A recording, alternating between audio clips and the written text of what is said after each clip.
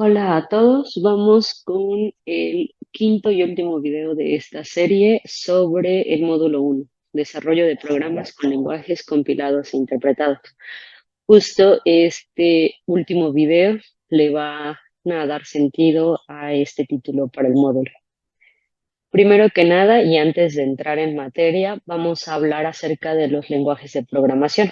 Un lenguaje de programación es un grupo de palabras y reglas para establecer comunicación con la computadora e indicarle claramente qué debe de hacer. Hay más definiciones que quiero mencionar previo a ya tratar acerca de estos temas, de lenguajes compilados e interpretados.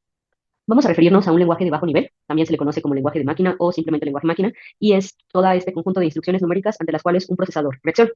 De alguna cierta manera, y tal vez alguien como que con mayor expertise que la mía en sistemas computacionales, quizá puede tener algún como resquicio o duda respecto a lo que voy a mencionar, pero en términos muy sencillos sería este código binario escrito en términos de ceros y unos.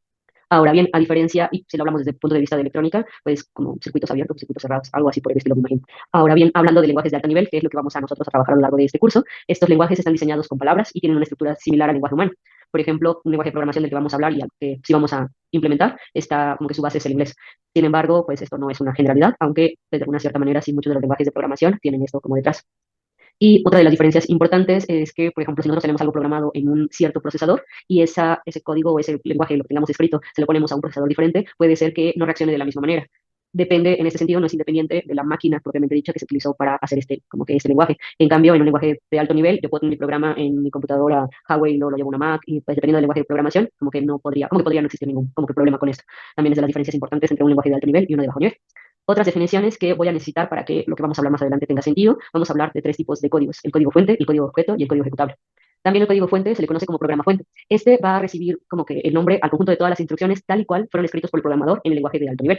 ¿Se acuerdan ustedes? Bueno, en un ratito más, Python, Fortran, si pensamos en una sintaxis parecida a ya sea el español o el inglés, ese es nuestro código fuente. Ahora bien, nuestra siguiente definición es el código objeto. Estas van a ser aquellas instrucciones de un programa que ya han sido traducidos a un lenguaje máquina y está listo para ser vinculado con otras rutinas en código objeto. En este caso, consideren que nosotros pensemos que escribimos una carta en español y el código objeto sería justamente este como que código intermedio que lo que permitió fue traducir lo que yo tenía en español o en inglés en esta carta a mi lenguaje máquina. Pensemos que todo lo que yo escribí con palabras en español lo traduce en ceros y unos. Y este código objeto está como listo para poderse relacionar con otros códigos del mismo tipo. Y el código ejecutable es un código que puede ser ejecutado por la computadora inmediatamente. Usualmente, por ejemplo, como que un ejemplo muy sencillo es tal vez si han instalado alguna cosa en su computadora, esos archivos .exe, que ustedes simplemente necesitan correrlo y en automático hace como que alguna acción. Eso sería un ejemplo de código ejecutable. Ahora bien, vamos a hablar acerca de los lenguajes de programación compilados e interpretados. Pero antes me gustaría mostrarles este pequeño diagrama. Quiero que vean que aquí tenemos el programa fuente. ¿Se acuerdan? Ese es el que yo escribí como programador en un lenguaje de alto nivel. Y posteriormente viene la traducción. Aquí hay dos tipos de traducciones que se pueden realizar, una realizada por un compilador u otra realizada por un intérprete. Si esta traducción la hacemos a través de un compilador, lo que va a hacer es que de mi programa fuente, la traducción que yo voy a realizar es hacia un programa objeto, como que esta parte intermedia. Y posteriormente yo voy a cargar mi programa y ya voy a poder hacer la ejecución. A diferencia del programa fuente que es traducido a través de un intérprete. En este caso en particular pasa directamente a ser ejecutado. Quiero que vean que esta es una parte como simplificar mucho las ideas y en lo siguiente voy a como que tratar de clarificar estos puntos. Pero esta sería como el esquema general. Tenemos un programa fuente escrito en un lenguaje de alto nivel, posteriormente lo traducimos, hay dos formas de traducción, compilador e intérprete, que también hay como aquí mezcla, pero vamos a hablarlo de la manera más general posible, y en este caso el compilador lo transforma a programa objeto o a código objeto y después se ejecuta. Y a diferencia del intérprete, que lo que hace es una traducción que directamente va a ejecutar acciones con el computador. Entonces, propiamente hablando del tema 5, lenguajes de programación compilados, ¿qué son los lenguajes de programación compilados? ¿A qué nos referimos con este compilador? Este compilador es un programa especial que convierte un programa escrito en un lenguaje de alto nivel a código fuente y a un código objeto. Quiero que vean que un compilador analiza las líneas del programa, verifica que las palabras pertenezcan al lenguaje de programación e identifica ciertas estructuras sintácticas. Lo que va a hacer el compilador, de alguna cierta manera, es verificar que las sintaxis de su código estén bien escritas. Por ejemplo, supongamos que estamos escribiendo en un Word y lo que está haciendo, si nosotros tenemos como que nuestro corrector ortográfico en español, pues lo que va a buscar nuestro Word, el análisis que va a hacer es que no tengamos como faltas de ortografía, quizás que no falten comas, que esté mal conjugado alguna cosa ahí. Es lo mismo que haría en este caso el compilador. La diferencia es que todas las líneas de este programa van a ser analizadas para después ser traducidas. Y quiero que vean que hablo de todas las líneas del programa. En este sentido, una vez que este compilador ha efectuado el proceso de compilación, el código o el programa fuente ya no le sirve de absolutamente nada. Quiero que vean que si regresamos a este diagrama, este compilador primero verifica que lo que se escribió en este programa fuente esté bien escrito, que no tenga ningún error sintáctico ni de ningún otro tipo, y posteriormente traduce y lo convierte en un programa objeto. Una vez que superó esta etapa, dado que todo este programa fue ya traducido a este programa objeto, este de aquí dejó de interesar, ya no es importante para el compilador. Entonces, los lenguajes compilados son aquellos en los que el código fuente se traduce completamente a código máquina, este código objeto, recuerden que lo traducíamos a ceros y unos antes de su ejecución. Ejemplos de lenguajes compilados, y esto es importante, sobre todo porque la actividad de evaluación del proyecto que les coloco al final va a tratar de esto. ¿Cuáles son algunos ejemplos de lenguajes compilados? Fortran, Algol, Pascal, C, C++, Rust y ello. En este caso, quiero que vean que los que señalo aquí en azul son de los únicos que voy a hablar. Hay muchos más lenguajes compilados y este video sería muy largo, por lo tanto solamente me voy a enfocar en dos. Fortran es el primer lenguaje de alto nivel que apareció.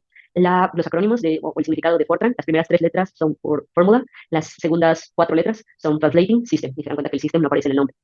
Desde su aparición de Fortran en 1954 se hicieron diferentes versiones. En este caso, Fortran, Fortran 2, Fortran 4 y Fortran 90. Quiero que vean que esta es la última actualización que se hizo de Fortran. Esto no quiere decir que ya no se utilice más Fortran, simplemente que fueron las últimas cuatro versiones. ¿Se acuerdan que cuando hablábamos acerca de esta metodología o este paradigma de programación de incrementales, pues aquí tenemos una primera versión, seguro encontraron algo que no les gustó tanto o que quería alguien mejorar para otro fin y se hicieron diferentes Fortran hasta llegar a Fortran 90.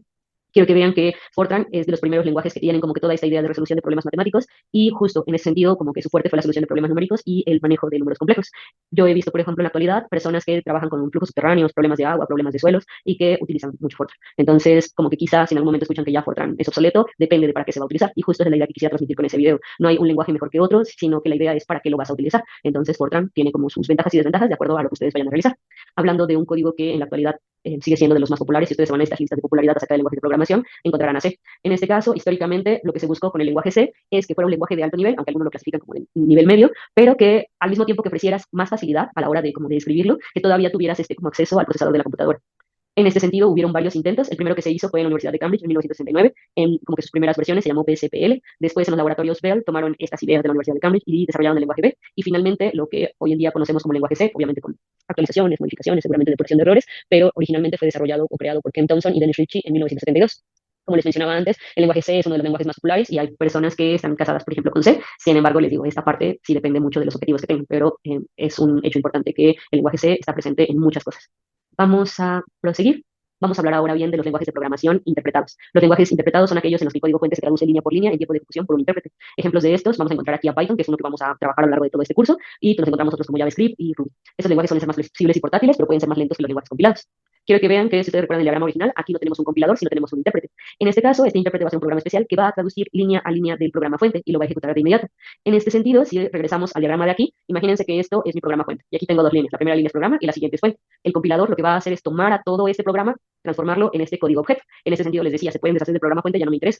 Sin embargo, en el intérprete, lo primero que yo voy a hacer es tomar la primera línea, programa, la voy a traducir y inmediatamente la voy a ejecutar. Después voy a regresar a mi código fuente, voy a tomar, pensando que esa es mi segunda línea de código, la palabra fuente, la traduzco y la ejecuto. Se dan cuenta que aquí no podemos deshacernos del programa fuente. Esa es como que sería como la diferencia importante. El código fuente se traduce y ejecuta por línea en tiempo de ejecución.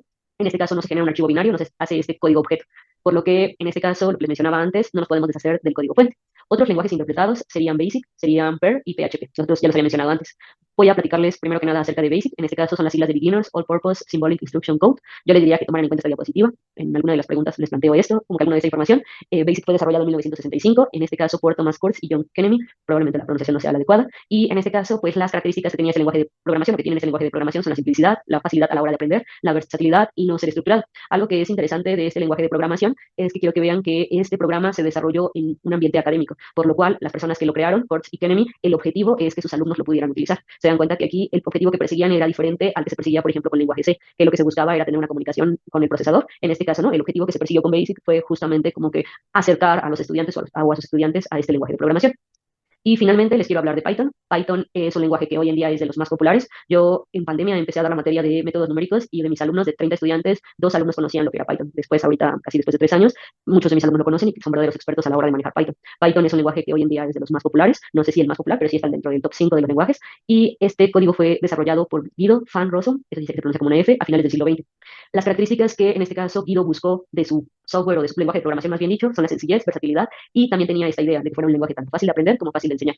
En la actualidad existen dos versiones a la hora de tratar con Python, Python 2 y Python 3. Si ustedes en algún momento desean instalar Python, la versión 3 es la que en la actualidad están utilizando todos. Sin embargo, ustedes podrían perfectamente instalar la versión anterior, la versión 2. Hay pequeñas diferencias, pero lo que yo les podría decir es que si ustedes buscan códigos viejos, probablemente estén escritos en la versión 2 y si tienen como que acceso a nuevos códigos que ustedes no están programando, pues lo mejor es que aprendan ya directamente Python 3. Una comparación entre lenguajes compilados e interpretados.